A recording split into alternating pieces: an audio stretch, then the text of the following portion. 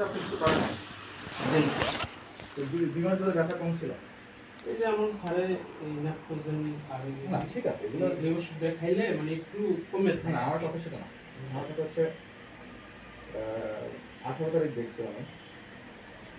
আমার দেখার পরে